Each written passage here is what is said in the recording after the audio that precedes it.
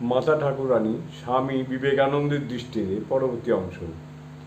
যে আদর্শ তিনি অর্থাৎ শ্রী শ্রী মা তার জীবনচর্যায় রূপায়িত করেছেন এবং অপরকে আচরণ করতে অনুপ্রাণিত করেছেন, তা শুধুমাত্র ভারতবর্ষের নারীর বন্ধন মুক্তির প্রচেষ্টাকেই আধ্যাত্ম রসে সঞ্জীবিত করবে না, সমগ্র পৃথিবীর নারী জাতিকে তা প্রভাবিত করে তাদের হৃদয় ও মানুষলোকে অনুপ্রবিষ্ট হবে।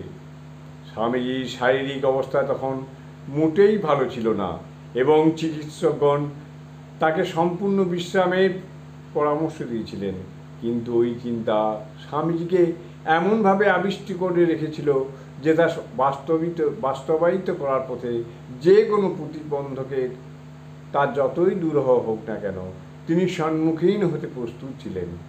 কিন্তু স্বামী যোগানন্দের একটি ছোট্ট যুক্তিতে স্বামীজি শ্রীমায়ের প্রত্যক্ষ পরিচালনায় আনুষ্ঠানিকভাবে স্ত্রীমঠ স্থাপনের পরিকল্পনাটি পরিত্যাগ করেন।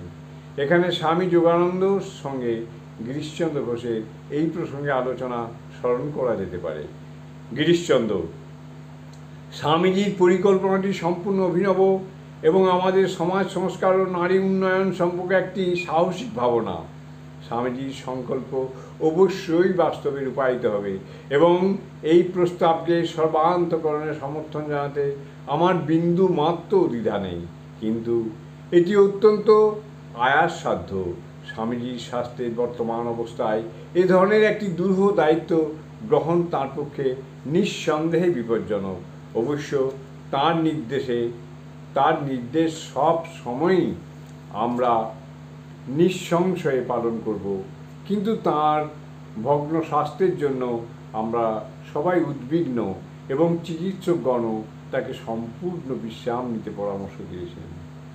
জয় তু স্বামী, জয় মা, জয় মা।